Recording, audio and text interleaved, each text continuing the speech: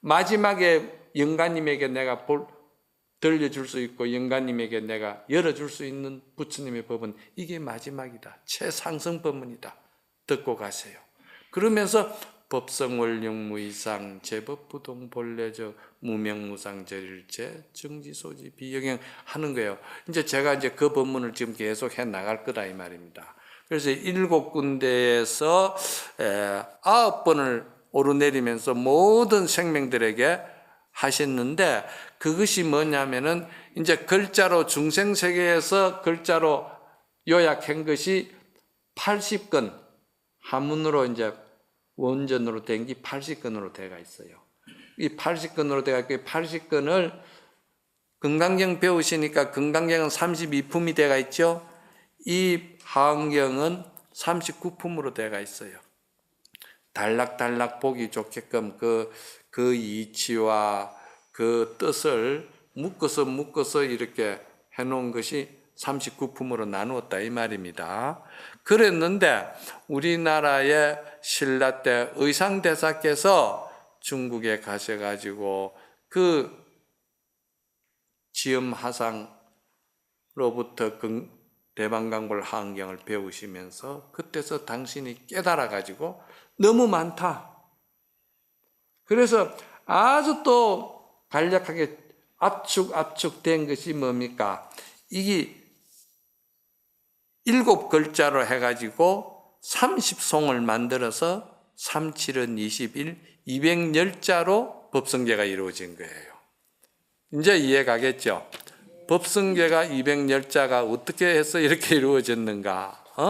그런데 이 법성계 210자가 말이죠, 굉장히 압축된 내용입니다. 금강경이 600부 반야의 뜻을 갖다가 압축해가지고 5천자를 줄였잖아요.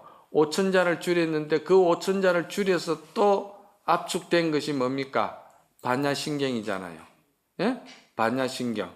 이 260자. 그러니까 이 반야신경이 그렇게 압축된 것과 같이 이 법성계도 반야신경과 같은 역할을 하는 압축된 글이다. 이렇게 생각하면 됩니다. 이해갑니까? 예. 아주 제가 쉽게 이제 풀어드리려고 신경을 쓰는 겁니다. 그러면은 금강경의 본 뜻이 뭐냐? 제가 항상 여러분들에게 말씀을 드리지만도 여러분들이 경전을 많이 들어야 됩니다. 절에를 다니시는데도 부처님의 경전이나 조사스님의 의록이나 이런 거는 잘 안 듣고 자꾸 자기 자신 소견대로 자기 어떤 세상 살아온 경험을 가지고 부처님에게다 그거다가 결부시키려고 자꾸 그런다 이 말이야. 그거는 한번 결부를 시키려고 해도 여러분들이 부처님 법하고는 전혀 다릅니다. 왜 그러냐? 여러분들은 여러분들이 부모로부터 태어나면서부터 자라오면서 한순간도 자기 중심적이고 자기 이기적이고 자기 욕심을 떠나서 전혀 조건 없이 이유 없이 아무 바람 없이 남을 위해서 헌신하고 희생하는 순간이 많지를 않았어요. 그렇잖아요? 뭘 하나를 해도 계산을 하고 뭘 하나를 해도 틀을 짜놓고 거기 속에서 이해하려고 했지 잘 안 된다니까 그게. 그러니까 이걸 말이지, 이런 것을 우리가 그렇게 불교를 이해하면은요, 자기 소견이 그냥 불법이지 부처님 불법하고는 다르다니까. 제가 장 이야기하잖아요. 계란 속에 들은 말이지 병아리가 아무리 자기가 고함을 지르고 몸짓을 하고 무슨 짓을 해도 그건 계란 속의 이야기를 하는 것이지, 부처님의 법은 계란을 깨고 나왔을 때, 세상을 눈에 열렸을 때, 사랑의 눈이 열리고 자비의 눈이 열리고 조건 없는 그러한 큰 대자유의 성품이 열렸을 때 그 세상을, 계란을 깨고 세상에 나왔다는 것을 비유를 하는 게거든요. 그렇지 않고는 계란 속에서는 암만 자기가 이야기를 해본들 자기 입장에서 벗어나지를 못한다 이 말입니다. 아시겠죠? 그래서 그거를 먼저 부처님의 그 진리를 갖다가 이해하게끔 만들어주는 거예요. 그게 이제 먼저 이치를 밝혀주는 거예요. 이치를 배워야 돼. 화두를 들고 하든지 공부를 하든지 기도를 하든지 주력을 하든지 뭘 해도 이 부처님의 대승경진의 이치를 먼저 알고 화두를 들든지 뭘 공부를 해도 해야지, 이 이치를 전혀 모르고는 화두 들고 공부하는 거는요, 그건 자기 계란 속에서 자기 소견 가지고 하는 거야. 그 자기 소견 가지고 하다 보니까 자기 소견 속에서 엉뚱한 경계가 일어나는 거예요. 뭐 소리가 들린다, 뭐 빛이 광명이 난다, 뭐 어쩌다 저쩌다, 전부 다 그런 것들이 전부 다 자기 소견 속에서 자기가 만드는 경계를 자기가 일으켜 가지고 자기가 거기에 쏟는 거예요. 무슨 말인가 알았죠? 그래서 먼저 대승경전의 이치를 잘 배워야 된다. 이거를 내가 여러분들에게는 뭐라고 했죠? 정견이라고 그랬잖아요. 그렇죠? 정견이 열려야 된다. 바른 지견이 열려야 된다. 바른 불법의 안목이 열려야 된다. 이렇게 이야기하는 거예요. 그래서 그렇게 해서 비로소 이치를 알고 나면은 자기 자성의 지혜가 돈발되고 발현되니까, 그때 아까 말했듯이 대자유의 눈이 열리니까 그때는 행이 따르는데, 그 행이 뭐냐면은 보현행이 따르는 거예요. 보현행이 따르는 거예요.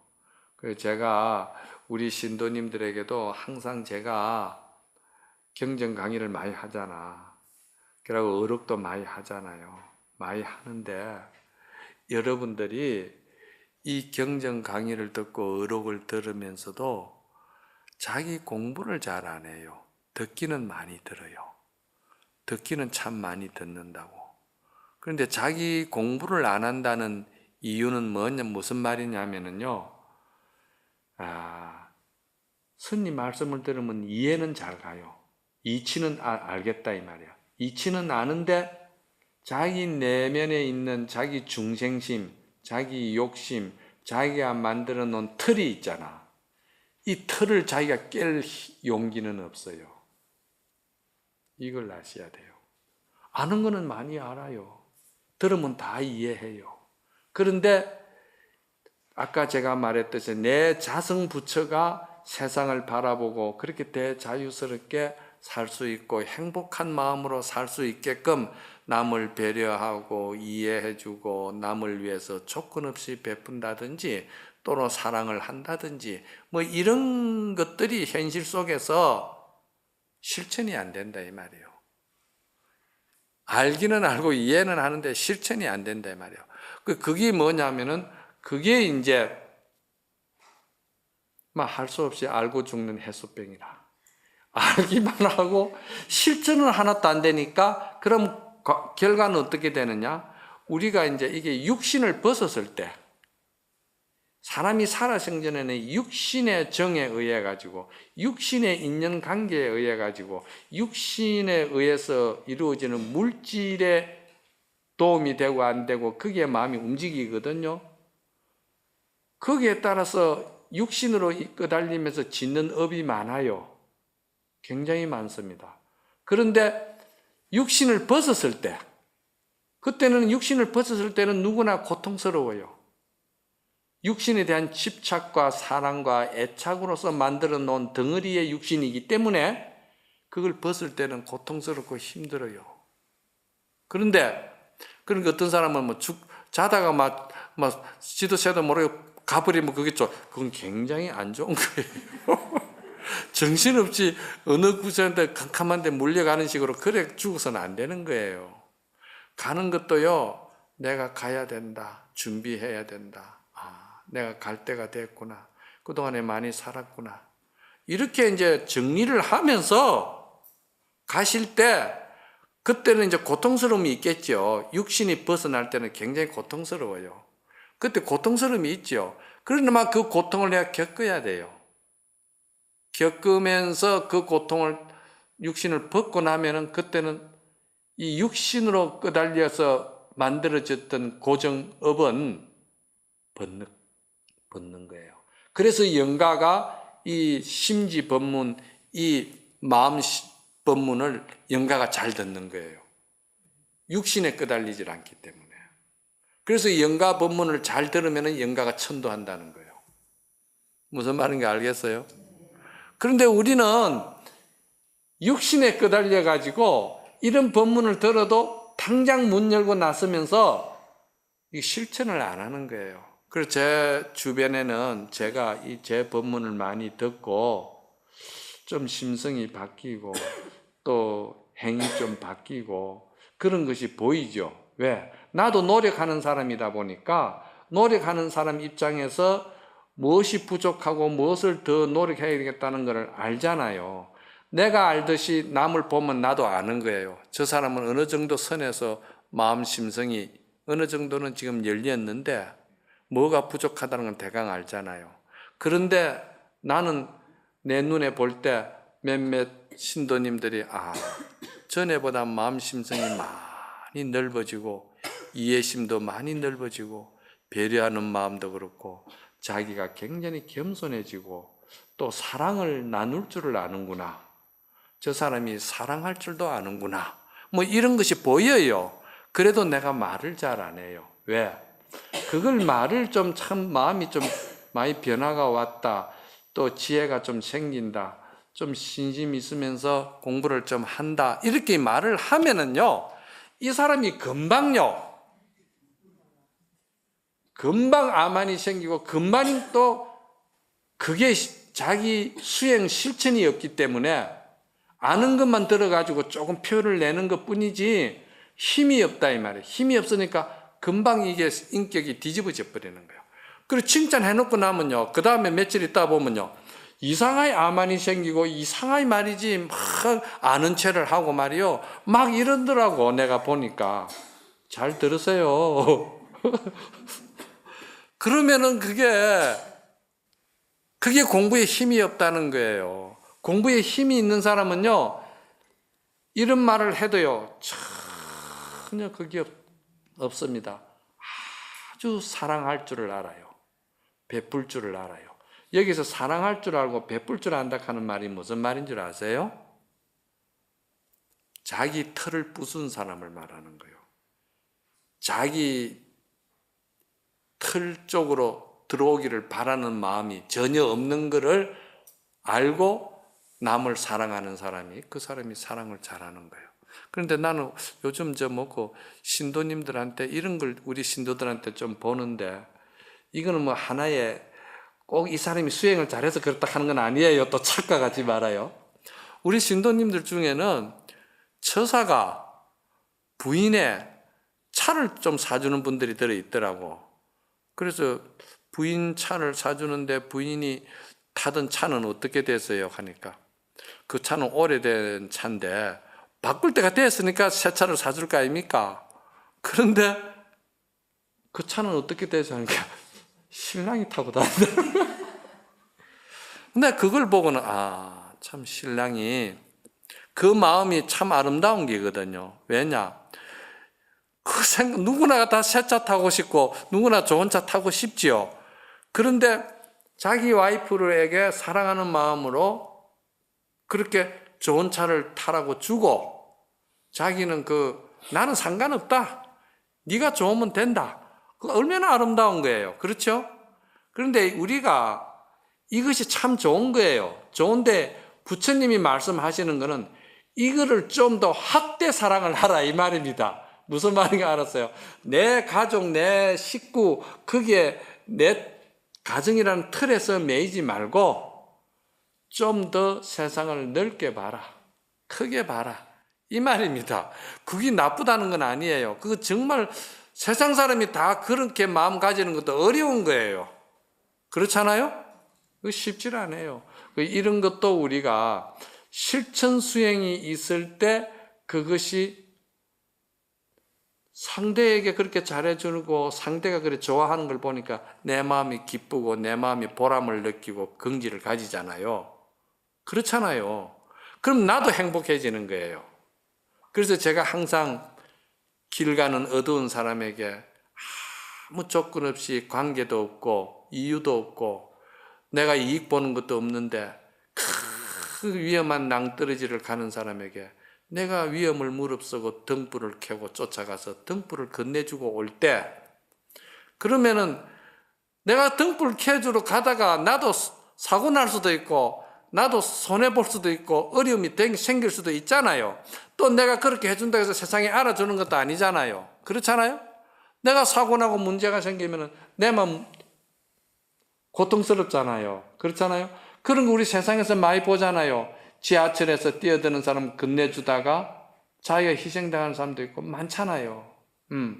그런데 여러분은 생명의 먼 안목으로 볼 때는요, 큰 안목으로 볼 때는 그 사람은 영혼의 사랑을 하는 거예요. 이 영혼의 사랑을 가지고 있는 거예요. 불성을 잘 피운 사람이에요. 부처의 성품을 잘 성화시킨 사람이라 이 말입니다. 왜냐? 불을 딱 피울 때는요, 그 등불이, 불빛이 누굴 제일 먼저 비칩니까?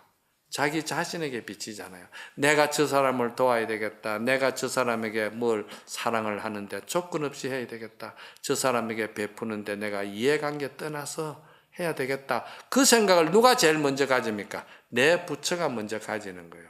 그러니까 그게 등불이 내를 먼저 비추는 것과 똑같이 내 마음이 그 순간 성화되고 내 마음이 먼저 그 순간 부처의 문이 열리는 거예요. 그러면 그것이 금생에는 뭐 어려움이 좀 있다 하더라도 그 영혼이 아름다운 거예요. 그거를 우리가 원하는 게 신행생활입니다. 여러분들이 이걸 자꾸 공부를 하면은 가족 간에 스트레스 받고 뭐 친구 간에 회사에서도 그렇고 전부 다 이걸 근본으로 해서 여러분들이 공부를 하면은 정말 여러분들이 서로가 서로를 배려해 주기 때문에, 이건 한쪽만 하는 거 아니잖아요. 서로가 배려해 주는 일이잖아요. 그러니까 서로가 더 사랑이 깊어지는 거예요. 내 털에서 내 욕심, 이기심만 가지고 하면은 이게 일방적인 것이기 때문에 한쪽은 불편해지는 거예요. 그런데 이러한 교육을 통하고 신행생활을 통하고 이러한 마음 따끔의 어떤 공덕을 통해서 밝아질 때는 서로가 더 깊어지고 서로가 더 사랑해지고 서로가 더 이해해주고 그렇게 되는 거예요. 이거를 뭐라고 그런다? 이거를 보살 인격이라고 그러는 거예요. 이해가지요? 이게 굉장히 어려운 경전이 돼가지고 이래 설명을 많이 먼저 해야 돼요. 안 하면은 여러분들이 이거 만날 법성원령무이상 제법부동 본래적 무명무상 제일제 정지소지 비여경 하면서 그렇게 줄줄줄 해도 무슨 뜻인지 하나도 모르고 읽는 것만 가지고 하잖아요. 이 이치를 알고 읽으면은 이 구절구절 하나에 마음 쓰는 용심이 저렇게 깊은 뜻이 있었구나. 이걸 알고 읽으면은 여러분 마음에 이 사랑이, 새로운 사랑이 열리는 거예요. 알고서는 하니까. 그렇잖아요? 그래서 그 다음 구절이 뭡니까? 법성원령 무이상 한 구절 하는데 저번 시간에도 그렇게 내가 설명을 많이 했어요. 오늘 이제 본문은 나가야죠. 제법부동 본래적 해놨잖아요. 오늘은 이제 제법부동 본래입니다. 여기서 제법이라는 것은 뭘 말하느냐 하면은요, 모든 제자 법법자입니다. 그러면 모든 법을 말하는데 여기서 말하는 모든 법은 뭘 말하냐 하면은요, 인연법을 말하는 거예요. 우리가 모든 생명은 전부 다 모든 생명은 전부 다 인연에 의해서 만들어지는 거예요. 그렇잖아요? 모든 생명은 다 인연에 의해서 만들어지는 거예요.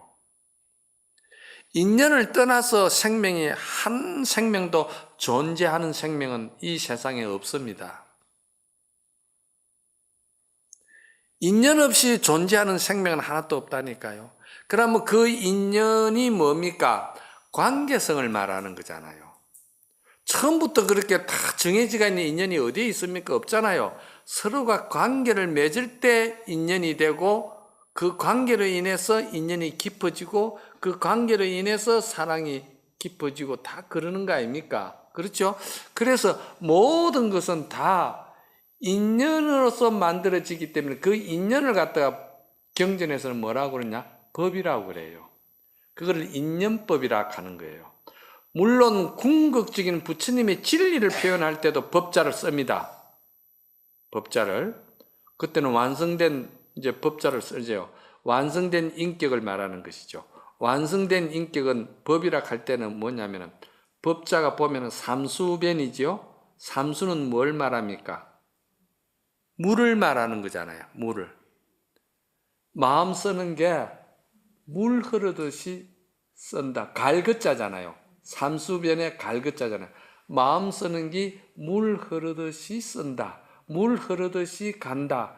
쓴다는 말은 간다는 말이나 같은 말이에요. 이게 물이 흐르듯이 마음을 쓴다. 물은요, 아무리 빽빽한 곳도 대밭에도 스며들고요. 물이기 때문에. 왜 그런 줄 아세요? 사랑이 충만하고 조건이 없기 때문에 물은 조건을 안 가지고 자기가 원하는 털이 없기 때문에 물은 어떤 듯이 스며드는 거예요. 사랑의 힘이 그렇다는 거예요. 그래서 법자 할 때 물수자가 들어가는 거예요. 그래서 물수변에 갈긋자, 마음을 그렇게 쓴다. 이렇게 이야기하는 거예요. 그러니까 인연법을 만나고 쓰는 것도 우리가 그렇게 쓴다. 그 인연법을 알면은 그렇다는 거예요. 그래서 자꾸 우리가 인연법에 대해서 자꾸 제가 가르치고 인연에 대해서 자꾸 이야기를 해주는 거예요. 그 내가 제일 쉬운 비유로서 널뛰기를 비유 많이 하잖아요. 내가 높이 올라가고 싶고 세상 단밖의 일을 보고 싶고 내가 환하게 푸른 청천 하늘을 보고 싶으면 높이 올라가고 싶잖아. 내가 높이 올라가고 싶으면 어떻게 해야 되겠어요? 아무 조건 없이 이유 없이 털도 짜지 말고 상대를 갖다가 굴려주란 말이야. 생명 세계는 관계는 그렇게 돼야 돼요. 그렇잖아요? 우리가 세상 넓게 이야기하면은 너무 내하고 먼 거리 이야기할 테니까 가족 관계를 그렇게 생각하나 이 말이에요. 가족 관계도. 여러분들이 이제 거기서 더 확대 해석해가지고 여러분들이 더 이제 철학이 깊어지고 수행이 깊어지면은 그때는 여러분들이 가족을 떠나서 아까 말했잖아요. 계란 속을 떠나서 세상에 나오듯이 여러분의 마음 심성이 그렇게 확대돼가지고 하면은 더 좋겠죠. 더 커지면 또 어떻게 됩니까? 나라 정치하는 것도 마찬가지입니다. 좋은 꿈을 안고 정치를 하려고 들어갔는데 들어가서 보니까 숭악한 패거리 집단이 돼버리고 이게 말이지 완전히 말이지 자기 당략이고 자기 당의 이익을 위해서 반대를 위한 반대고 말이지 전체적으로 다 이러니까 이 처음에 내가 정치하려고 마음먹을 때는 국가를 위해서 민족을 위해서 뭔가가 국가의 민족들의 복지를 위해서 자기 희망과 꿈이 있었을 거 아닌가 봐요. 그런데 이 당에 딱 들어가면은요 자기 소리 못 한다는 거야. 그럴 때 용기 있는 사람은 당에 얽매이지 않고도 예를 들어서는 어떤 정권 유지를 위해서라든지 또는 자기 정치적인 전략을 키우기 위해서라든지 그런 틀 속에 매이지 아니하고 먼 안목으로 모든 국민의 민복을 위해서 먼 국가의 장래를 위해서 민주주의 정치가 기본 틀이 어떻게 짜여져야 된다는 것을 위해서 자기 소리를 하는 사람이 있다 이 말이에요. 그런 사람들 정치하는 사람들이 들어 있어요. 있기는 있는데 빛을 못 보지. 왜? 밀어주는 사람이 없으니까. 이게 현실하고 괴리가 있는 것이죠. 이상하고. 그러니까 제가 여러분들한테 가족을 떠나서 사회를 위해서 지역을 위해서 국가를 위해서 하락하면 여러분들이 안 할 줄 내가 알기 때문에 그렇게 안 하더라도 가족들만이라도 그렇게 하라 이 말이에요. 부처님은 이게 생명세계를 상대로 해서 이야기한 거예요. 우리하고 부처님하고 그러기 좀 다르다 이 말입니다. 아시겠죠? 제법이 부동하다는 것은 왜 부동하다 하느냐 하면은 제법이라는 것은 인연법이잖아요. 인연법이라는 것은요 다 관계 속에서 만들어진 것인데 그 관계 속에서 동기와 계기와 어떤 사연이 없어져 버리면은요, 그 내용도 없어지는 거예요. 그렇잖아요? 절대절명의 가장 절박한 순간인 거라고 생각했던 일도 지금 지나고 보니까, 그래, 사람 사는 거 그거 지나고 보니까 그것도 별것 아니구나. 다 살게 돼 있었구나. 그때 내가 왜 그런 생각을 했을까? 좀 더 베풀고 좀 더 사랑을 하는 마음으로 했을 걸, 이런 생각 하잖아요. 그렇잖아요? 그러니까 이 이치를 잘 아는 사람은 인연법을 잘 들여다본다 이 말입니다. 인연법을 잘 들여다보는 사람은 그 마음은 항상 부동하다는 거예요. 부처 마음에서 떠나질 않고 부처 마음을 벗어나지 않는 것을 부동이라고 그래. 우리 본래 자성자리를 떠나지 않는 거.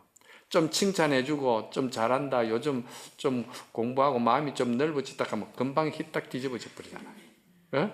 그럼 그 부동이 아니에요. 그거는 그 부동 아니에요. 금방 암환이 생기는데 아는 소리 하려고 하고 막 그러잖아요.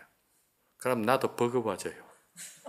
막 이유도 아니고 뭐 맞지도 않는데 자꾸 이제 고집을 피우고, 그럴 때는 자꾸 이제 뭘 아는 소리를 하고 싶어 생각이 들겠죠. 그런 거를 잘, 인연 이치를 잘 몰라서 그러는 거예요. 그러니까 제가 가장 싫어하는 게 너무 암만 부리고 너무 독선적이고 배려 없고 이해심이 부족하고 항상 포용하고 사랑이 이런 거를 하는 것을 나는 좋아하는데, 그거를 안 하고 독선적이고 막 그러면은 기운이 빠지는 거라. 솔직히만 기운이 빠져요. 이제 그게 모든 인연법을 잘 아는 사람은 그 마음에 동함이 없으니까 본래의 우리의 부처 성품을 잘 관리한다. 잘 지킨다. 자기의 부처 성품을 자기가 잘 뭐라고 그럽니까? 지킨다는 뜻이죠. 그래서 그거를 뭐라고 그럽니까? 본래적이라고 그러는 거예요. 본래라는 말은 근본이 그렇고 만드는 것이 아니고 본래 그렇게 돼가 있다는 뜻이거든요. 그 적이라는 말은 무슨 말이냐면 모든 그런 그 상대적으로 이해관계로 이기심으로 자기 틀을 짜가지고 만드는 것이 아니고 본래 부처 마음으로 우리는 그렇게 돼가 있다고 해서 그때 고요적자를 쓰는 거예요. 그래서 건강경에는 이거를 갖다가 이상정멸이라고 그러는 거예요.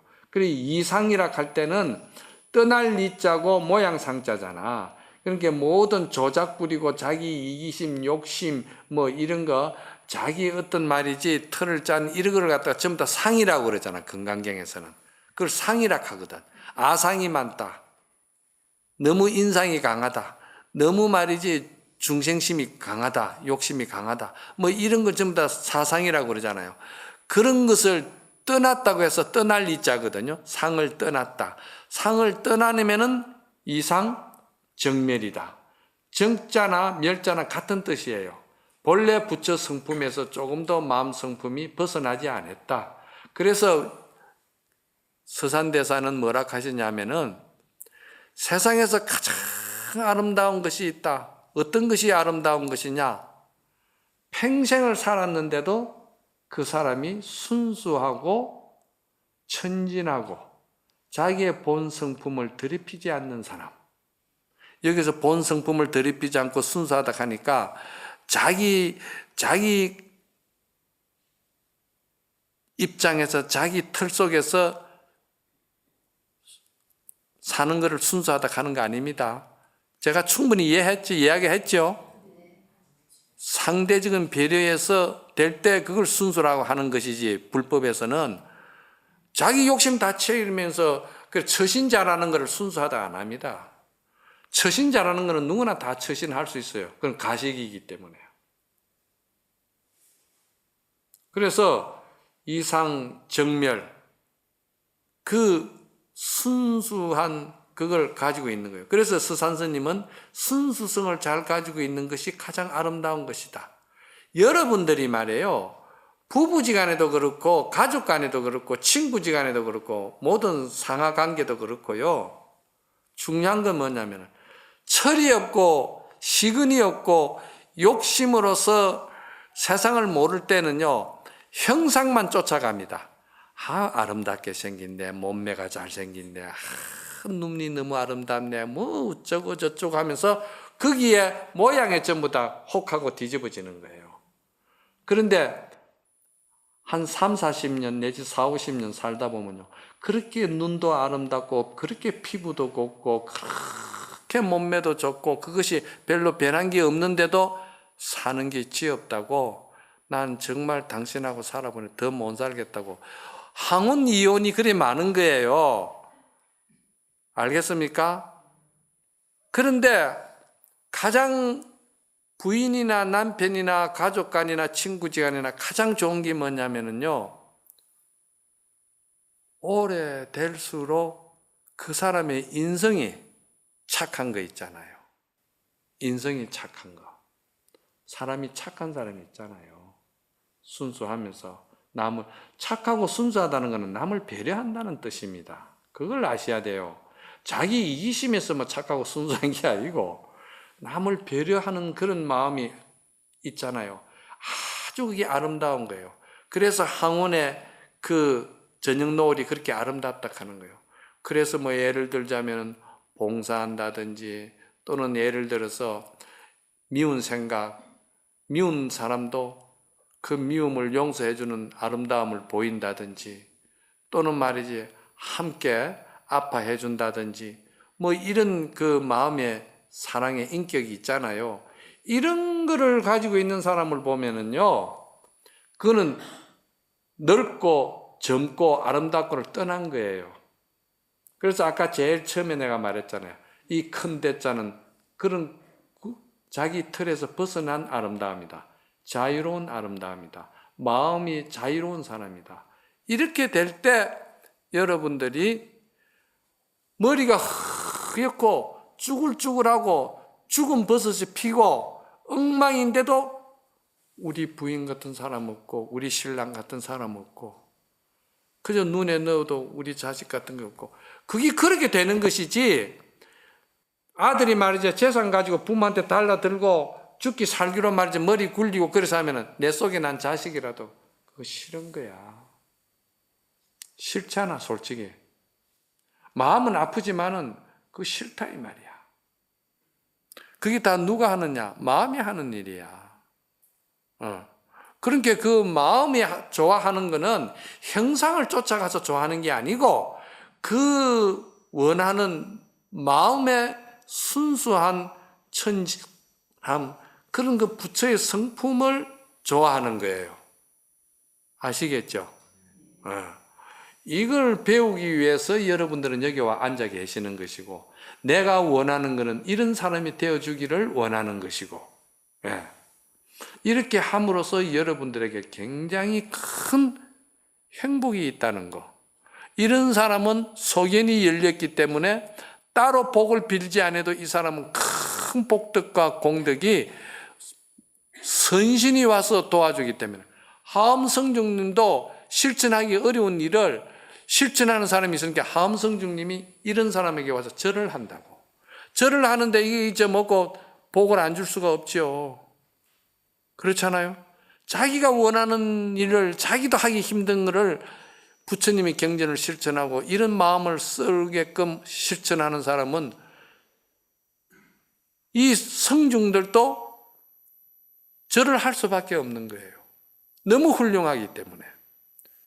대단한 용기가 있면은 이거는 결단하기 어려운 마음 바꾸는 작업인데, 이 마음 바꾸는 작업을 능히 한다는 게 대단한 거잖아요.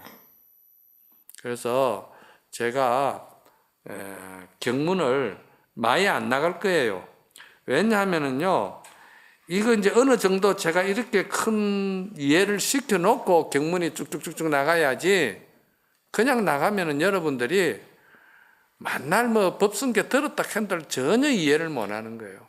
그리고 여러분들이 선망 부모를 위해서 법성계 소대에 이르도록 말이지, 소대 갈 때까지 법성계를 치면서 가면서도 이거 왜 하는가? 이거 하면 아마 영가가 극락을 가는갑다. 이 생각뿐인 거라.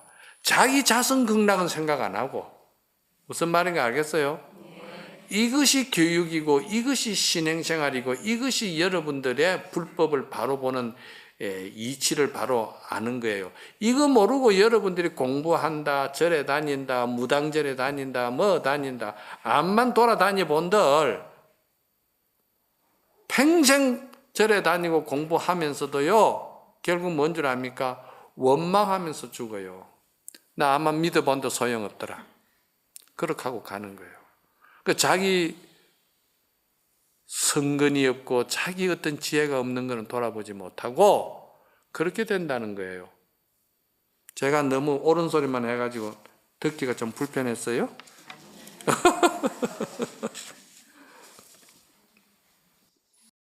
자, 모두 합장하세요. 이제 이 정도만 오늘 또 한 구절만 하고 이제 오늘 이 법문에 대해서 이런 법문을 잘 듣고 실천하고 자기 마음에 변화가 오는 사람은 인격이 어떤 인격으로 변하는가 하는 것이 시로서 제가 이제 말씀을 드릴게요.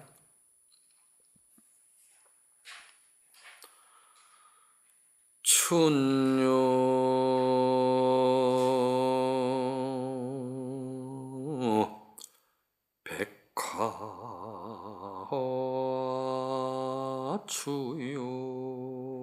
백화추유월이여 화유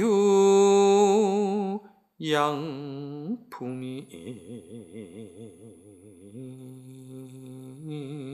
동유설이라 학유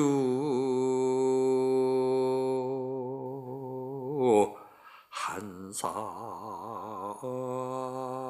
계심도 하이면 편시인간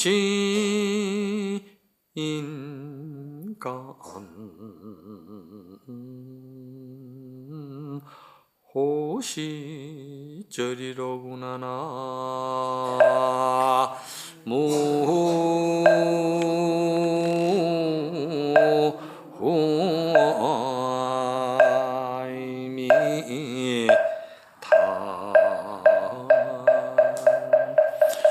이 시는 공부를 많이 한 어떤 선사가 참 인생을 살아보고 공부를 하고 수행을 해보고 나니까 참 마음을 하나 잘 쓰니까 참 마음 세계가 이렇게 좋은 세계였구나 하는 것을 깨닫고는 이제 오도송이라 이게.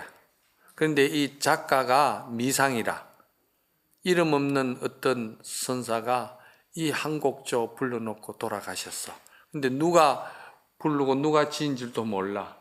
그만큼 이분은 상이 없는 분이야. 상이 없으니까 무량대복이 되겠죠. 춘유 백화 추유월이라 세상 살이 지금 현실 그대로를 말씀하는 거예요. 봄이 오니까 말이지 온 만가지 꽃이 이렇게 화사히 피니까 봄은 봄대로 너무 좋구나. 그런 거예요. 그렇잖아요? 또 그럼 봄만 좋으냐? 추유월이라. 가을이 되니까 가을은 가을대로 아주 청명한 청풍명월이 있어서 좋더라. 이 말입니다. 추유월이라는 말은. 또 하유양풍 동류설이라.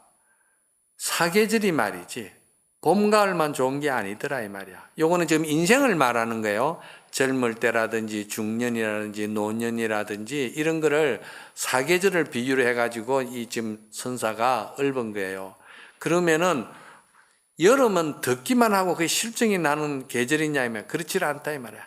여름에는 더운 가운데야 한 번씩 지나가는 그